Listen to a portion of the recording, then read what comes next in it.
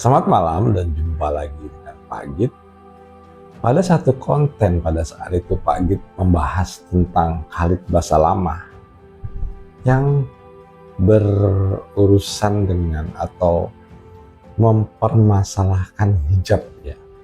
Jadi dia menganjurkan, tapi dalam anjuran ini menjustifikasi kalau ini adalah perbuatan kemungkaran dan akan dihukum di api neraka.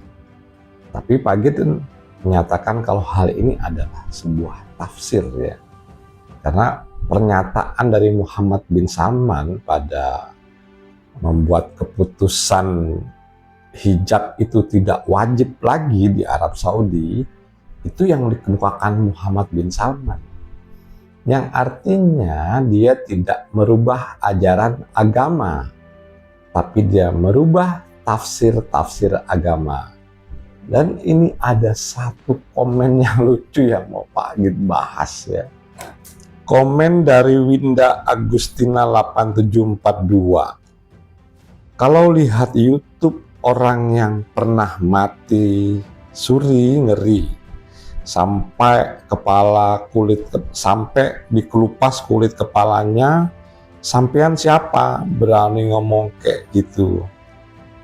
Nah, Pak Git ya biasa aja, manusia biasa sama dengan kalian juga gitu. Nah, jadi dia bertanyakan, apa sampean nggak takut? Nggak takut, nggak khawatir, karena itu sifatnya doktrinnya. Neraka atau surga ini adalah sifatnya doktrin, ajarannya yang kita ambil. Jadi bukan, wah ini nanti masuk neraka, ini masuk surga gitu ya. Jadi nanti mental kita itu ya mental budak, itu mental upah. Kita melakukan suatu ibadah ya, katakanlah ini sakral, tapi mental kita mental upah. Ini yang bahaya. Baik, dalam hal ini ya sekali-kali gitu Pak Git akan membahas sesuatu ini dengan dalil gitu ya. Artinya gini, dalil ini berhubungan, kalau menurut Pak Git ya, dalil ini berhubungan gitu. Jadi kita nggak perlu takut akan surga atau neraka, karena itu ya sifatnya doktrin atau dogma gitu ya. Belum jelas kebenarannya, tapi kita ambil ajarannya. Yang penting ya, ini kata yang paling kunci, yang paling benar-benar adalah jangan membuat neraka di dunia. Nah, oke, kita masuk yuk ke dalilnya. Dalil yang Pak Git gunakan di sini adalah surah Al-Ma'un. Pak Git bacakan terjemahan dari surat Al-Ma'un ya. Artinya, tahukah kamu orang-orang yang mendustakan agama? Maka itulah orang-orang yang menghardik anak yatim dan tidak mendorong memberi makan orang miskin. Kemudian, maka celakalah orang sholat, ya. Yaitu orang-orang yang lalai terhadap sholatnya, yang berbuat ria dan enggan memberi bantuan. Nah, ini ajarannya nih ya. Kalau ini udah masuk kontekstual ajaran menurut Pak Git. Jadi ada beberapa ayat memang yang isinya dogma, doktrin, kemudian termasuk dongeng ya. Tapi kalau udah ini, kalau kita saring gitu ya, Al-Ma'un itu adalah sebuah ajaran, bukan seperti ayat-ayat yang lain lah. Tapi masih banyak juga yang sifatnya ajaran itu banyak. Nah, ada yang juga sifatnya budaya gitu. Yang ini baru kita ambil teman-teman. Jadi ini masuk di logika. Artinya gimana? Ya itu tadi. Jadi dalam surat ini tuh jelas, orang-orang yang sholat, yang melakukan ritual sholat, tapi membiarkan anak yatim itu terlantar, fakir miskin itu juga kelaparan, kemudian bersifat ria, tidak mau membantu. Nah, ini kan masuk akal untuk diterapkan di dalam hati dan untuk dijalankan. Jadi nggak asal ayat comot gitu ya, untuk suatu kebenaran itu enggak gitu. Ada ayat-ayat yang masuk akal juga ada. Kalau yang masih bersifat doktrin, itu taruh dululah di kotak doktrin gitu ya. oh ini belum masuk akal nih, ya katakan pernah Pak Git ceritakan seperti Nabi Isa lahir tanpa bapak gitu ya, jadi tidak ada sperma yang masuk ke dalam ovum. Nah, ini kan tidak masuk akal, taruh dulu sampai ada teknologi atau pengetahuan yang dapat menjelaskan lebih lanjut, baru diangkatlah ini dari kotak dogma. Kita pakai ini loh, ada ilmu pengetahuan yang menjelaskan tentang ini. Contoh yang jelas itu ya seperti Pak Git sering ceritakan ya, di ayat Yasin 38 itu jelas. Jadi dulu itu dikatakan dogma, yang artinya kalau matahari itu beredar pada garis edarnya. Teman-teman bisa cek itu di Yasin 38. Nah, di sebelum abad 21, karena katakan abad 20, ini belum ditemukan. Belum ditemukan sebagai suatu ilmu pengetahuan, simpen dulu di dogma. Karena pada saat itu ilmu pengetahuan hanya sampai pada batasnya mengetahui kalau matahari itu berotasi pada dirinya sendiri dan sebagai pusat tata surya. Udah cuma sebatas itu. Tapi sekarang udah beda. Dengan perkembangan ilmu pengetahuan dan teknologi, kita mengetahui ya bahwa matahari ini mengelilingi galaksi Bima Sakti.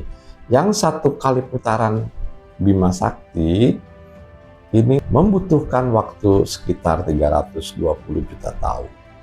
Jadi udah lama sekali gitu. Nah, kalau kita lihat Islam itu baru kemarin lahirnya kan. Kalau dibandingin dengan matahari mengelilingi galaksi Bima Sakti yang sudah 20 kali ya, artinya umurnya udah 4,5 lah, 4,5 miliar tahun. Quran ya katakanlah bareng sama Nabi Muhammad ya, baru sekitar 1500-1600. Dan ini sudah terbukti, nah baru diangkat. Sering Pak Git mendapatkan komen-komennya seperti ini, tapi ya kalau perlu dibahas gitu untuk mengupas sesuatunya itu, nah kita kupas. Jadi kalau menurut Pak Git, menjalankan ibadah itu tidaklah begitu penting dengan namanya kita masuk surga atau nanti kita masuk neraka. Berdasarkan Al-Ma'un tadi, fikir gitu loh. Ya artinya apa sih? Udah sholat, tapi ini adalah orang-orang yang mendustai agama. Padahal sholat kan itu wajib, katakanlah seperti itu. Sholat wajib, tapi ada orang yang sholat tapi mendustai agama. Yang mana ya? Membiarkan anak yatim, fakir miskin, bersifat ria, dan malas membantu dalam hal kebaikan. Nah, ini baru ajaran namanya di Al-Ma'un. Tapi kalau yang sifat-sifatnya ini masuk neraka, itu menurut Pak Git ya psikologis lah. Artinya itu shock terapi yang digunakan buat orang-orang yang belum paham, belum mengerti itu, apalagi dalam tingkatan Islam ini naik ke iman, kemudian ke takwa, ini sifatnya spiritual. Dan ini bukan hanya di agama Islam aja yang sifatnya kayak gitu. Hampir di seluruh agama itu begitu. Termasuk agama Nusantara. Agama Nusantara juga begitu. Yang malah sering dikafir-kafirkan kalau itu ini menyembah pohon, kemudian ini menyembah batu, bakar menyan itu haram, membakar segala macam lah. Jadi yang penting ya itu tadi, maksud Pak Git, ambil ajarannya. Oke teman-teman, kita ambil kesimpulan saja dalam hari ini. Kalau Pak Git ditanya, apa sampean nggak takut masuk neraka? Tidak, gitu ya. Yang Pak Git takutkan adalah menciptakan neraka di dunia. Bagaimana orang yang menciptakan neraka di dunia tadi? Yaitu adalah orang-orang yang mendustai agama, yang dijelaskan dalam Al-Ma'un, gitu ya. Orang yang sholat itu sia-sia ya seperti itu. Yang tidak mau melakukan ibadah-ibadah sosial. Ya seperti memberi makan anak yatim, memperhatikan fakir miskin gitu ya. Kemudian tidak bersifat ria, enggan melakukan hal yang baik.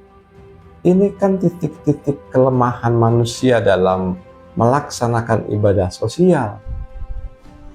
Yang pada egonya hanya, wah ini ritual, ini syariat. Tapi ajaran pentingnya yang benang merahnya itu mereka tinggalkan. Ini yang bahaya sebetulnya. Meninggalkan ajaran-ajaran Islam yang sebenarnya. Dan kalau kita lihat kalau soal berhijab ya, istrinya Gus Dur juga tidak berhijab gitu ya.